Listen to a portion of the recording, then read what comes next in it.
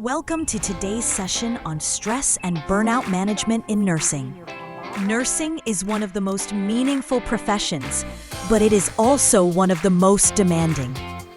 From long shifts to emotional strain, stress is inevitable. But when stress builds up without relief, it can lead to burnout, impacting both your well-being and patient safety. In this video, we'll explore 3 key areas. 1. Understanding stress and burnout in nursing. 2. Coping strategies, especially for new graduate nurses. 3. How mindfulness can become a powerful everyday tool in your practice.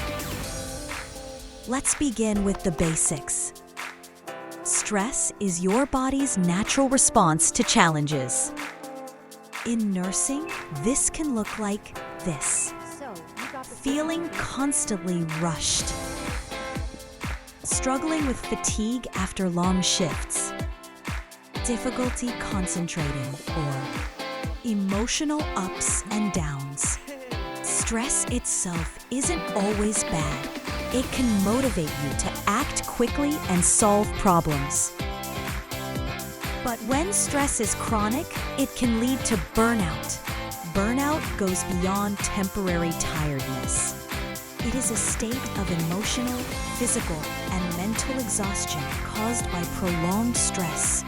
The World Health Organization recognizes burnout as an occupational phenomenon.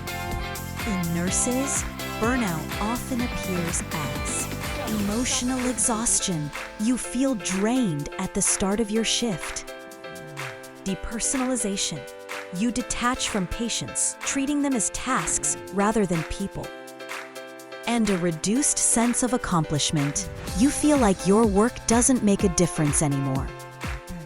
Signs like frequent errors, absenteeism, or loss of empathy are red flags. Recognizing these signs early is the first step in protecting yourself and your practice. Why is nursing so vulnerable to burnout? Several workplace factors contribute. Age, workload, and staff shortages. Nurses often juggle multiple patients with complex needs. Shift work and long hours. Night duty and rotating rosters disrupt sleep cycles. Emotional strain. Caring for sick, dying, or distressed patients takes a psychological toll. Poor work-life balance. Constant overtime or inability to switch off after shifts. Burnout isn't just a personal issue, it's systemic. Organizations have a responsibility to support staff with adequate staffing, counseling, and professional development. But while systemic change is important, there are also steps nurses, especially new graduates, can take to protect themselves. Transitioning from nursing student to practicing RN is exciting, but also overwhelming. Many new graduates struggle with confidence, time management, and fear of mistakes. Let's look at strategies to cope effectively. 1. Seek mentorship and support. Don't be afraid to ask questions. Shadow experienced nurses, join new grad programs, and use preceptors as sounding boards. 2. Time management through prioritization. Use frameworks like ABCDE, airway, breathing, circulation, disability, exposure, or Maslow's hierarchy to decide what needs attention first. Write shift planners or use checklists to stay organized. 3. Practice self-compassion. Every nurse makes mistakes. It's part of learning. Instead of harsh self-criticism, reflect, what can I learn from this? How can I do better next time? 4. Peer connection. Talk openly with fellow new grads. Shared experiences reduce isolation and normalize challenges. 5. Celebrate small wins.